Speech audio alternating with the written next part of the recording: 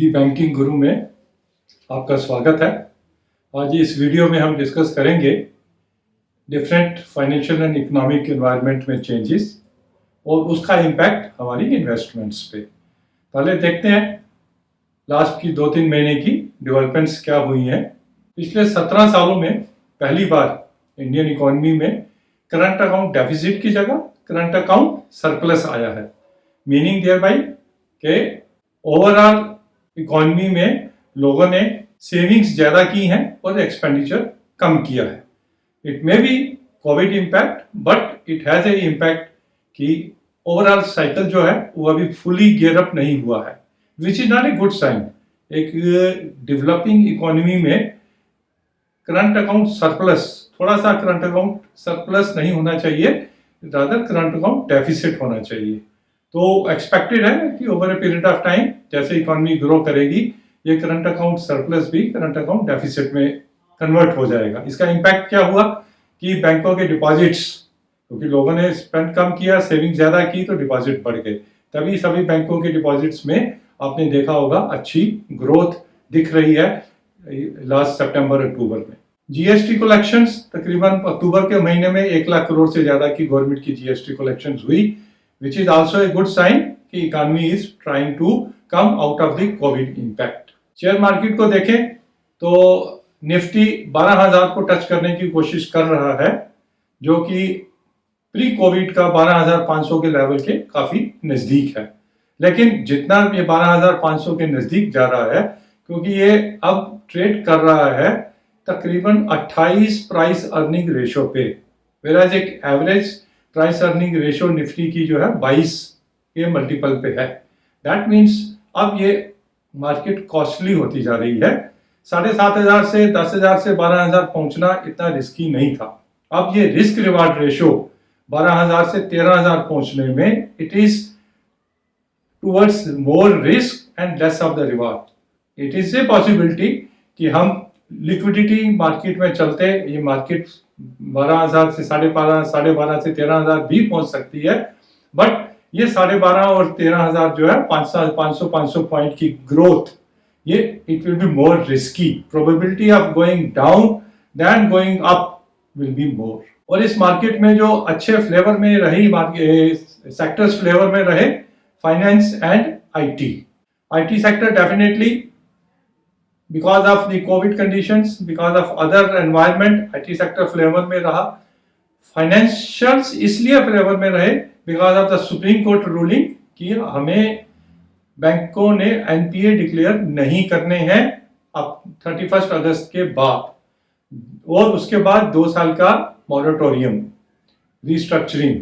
तो कहीं ना कहीं हम अपने NPAs को अंडर द कारपेट रख रहे हैं, इसलिए results of the banks are not reflecting the real risk। इसलिए बैंकों के शेयर्स, एनबीएफसीज के शेयर बढ़ रहे हैं। रिसेंट डेवलपमेंट यूएस में Biden has become the 46th president. अब उसका डिटेल में उनकी पॉलिसीज जब तक आएंगी तब तक ये एक्सपेक्टेड है कि मार्केट में, यूएस मार्केट में वॉलेटिलिटी बढ़ेगी, क्योंकि कुछ जगहों पे वायलेंस भी देखा गया, और उस वॉलेटिलिटी की वजह से इंडियन मार्केट में भी थोड़ा बहुत उतार चढ़ाव होगा। और किसी स्पेसिफिक सेक्टर में बिडेन का अगर इम्पैक्ट क्लियर कट है वो आईटी सेक्टर है, बिकॉज इमिग्रेशन पॉलिसीज को रिलैक्स किया जाएगा, जो इंडियन आईटी सेक्टर के लिए एक अच्छी बात है। बाकी सेक्टर्स में क्या इम्पैक्ट आएगा ये over a period of time हमें बिडेन की पॉलिसीज जैसे जैसे फ्रेम अप होकर हमारे सामने आएंगी हमें मालूम चलेगा, और हम उसको फर्दर एनालाइज करके अपने फाइनेंशियल डिसीजंस हम ले सकते हैं। यूएस का फाइनेंशियल स्टिमुलस जो काफी एक्सपेक्टेड था वो अभी भी अनसर्टेन है। Biden has to take a call on that, किस फेवर में लेते हैं या नहीं लेते हैं, it is still uncertain. Stimulus आने से लिक्विडिटी बढ़ती है यूएस मार्केट में, इन टर्न इंडियन मार्केट में भी लिक्विडिटी बढ़ती है, तो उस फ्रंट पे भी अभी कुछ कहना मुश्किल है। इंडिया में अक्टूबर में एफआईआईस का तकरीबन 22,000 करोड़ का investment, this is a good sign. 22,000 crore का इन्वेस्टमेंट, बट पास्ट ट्रैक देखते हुए as we reach the calendar year end दिसंबर जनवरी आते आते FIIs अपना कुछ पोर्टफोलियो चर्निंग करते हैं, कुछ मार्केट से निकल भी जाते हैं.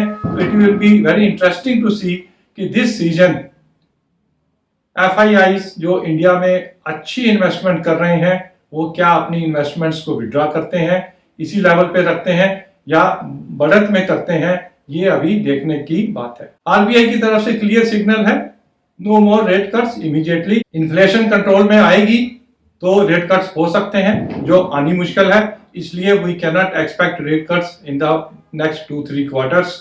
इन टर्न डिपॉजिट्स के रेट्स नीचे जाने की बजाय स्लोली बढ़ने शुरू हो सकते हैं. रिस्की फैक्टर ये है कि USA में और यूरोप में second wave of Covid has already come और उसकी वजह से वहां पर काफी चिंता बनी हुई है. हमारे यहाँ हालांकि टोटल केसेस कम हो गए हैं, लेकिन फेस्टिव सीजन आने की वजह से एक रिस्क है कि अगर हम प्रिकॉशंस नहीं लेंगे तो सेकंड वेव इंडिया में भी आ सकती है.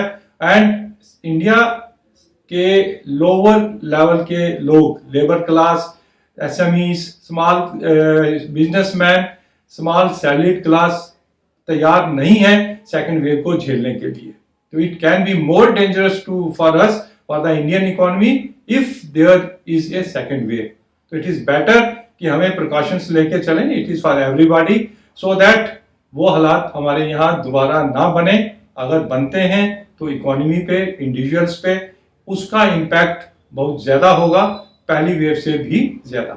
इन सब सिनारियोज को देखते हुए let us see what we need to do with our investments. Let us see with the fixed deposits. No rate cuts, rates में इंक्रीज, तो हमें अपनी प्रेजेंट FDs को रिन्यू करवाने में या नई FDs बनाने में लॉन्ग टर्म FDs नहीं बनानी है, शॉर्ट टर्म से 1 साल 2 साल की FDs बनानी है, सो दैट अगर there is a change in the cycle of the interest rate cycle, हमें उसका बेनिफिट मिले, हम उससे वंचित ना रह जाएं. शेयर मार्केट जैसे हमने पहले कहा रिस्की होती जा रही है. फर्दर हमें इन्वेस्टमेंट शेयर मार्केट में अपनी नहीं बढ़ानी है. एग्जिस्टिंग इन्वेस्टमेंट को लार्ज कैप और अच्छे शेयरों में ही रखना है. स्मॉल कैप में, छोटे शेयरों में वेंचर नहीं करना है. इस लेवल पे 12,000 के लेवल पे अपना पोर्टफोलियो चर्न करके अच्छे शेयरों में लगा के रखिए. अपनी सिप, म्यूचुअल फंड्स की सिप अगर आपकी है उसे कंटिन्यू कर सकते हैं. फर्दर इन्वेस्टमेंट शेयर्स में, बल्क में, लंप सम में अभी हम ना करें तो अच्छा है. Instead of that mutual fund में, डेट फंड अभी भी अट्रैक्टिव है, उसमें हम इन्वेस्ट कर सकते हैं. एक मेरी अपनी पर्सनल राय है कि गोल्ड जो 50,000 के करीब चल रहा है, any volatility or negative factor in the market because of the COVID or because of Sweden or because of any other thing, it will have a positive impact on the gold prices. तो 50,000 के level पे gold bond में, gold ETF में invest करना, थोड़ा बहुत अपना portfolio invest करना एक अच्छा डिसीजन हो सकता है अगर हमने ऑलरेडी गोल्ड में इन्वेस्ट नहीं किया है. रियल एस्टेट सेक्टर, अगर हम अपने लिए घर खरीद करने का सोच रहे हैं, अच्छे रेट्स पे आज भी खरीद सकते हैं. रेट्स काफी कम है. सूनर और लेटर इकोनॉमी ग्रो करती है. There is no second wave of covid, definitely real estate sector will grow. हमें अपनी रिक्वायरमेंट के हिसाब से होम में, अपने फर्स्ट होम में अपना इन्वेस्टमेंट कर सकते हैं. Homes not as a commercial but home for our self purpose के लिए हम कर सकते हैं. There is another sector जिसे commercial real estate कहते हैं, that is also becoming attractive, जिसे हम एक अलग टॉपिक है जिसे हम अपनी अलग किसी वीडियो में कवर करने की कोशिश करेंगे. Let us hope there is no second wave. The Indian economy is poised for a big growth, double-digit growth, another 2-3 quarters, and we should be a part of that. Let us hope for the best, and the change at the US is going to be favorable for our IT sector and India also, because Biden is also, as far as the foreign policy is concerned, with Vice President Kamala Harris in place, we expect the Indian should get a better deal in the US economy also. Thank you very much. अगर हम आपको ये analysis हमारा अच्छा लगा तो इस channel को सब्सक्राइब कीजिए और अपने फ्रेंड्स रिलेटिव से भी रिक्वेस्ट कीजिए कि इसे सब्सक्राइब करें, ताकि फ्यूचर में हम अच्छी वीडियोस फाइनेंशियल और बैंकिंग रिलेटेड इश्यूज पे एनालाइज करके आपके लिए ला सकें। Thank you.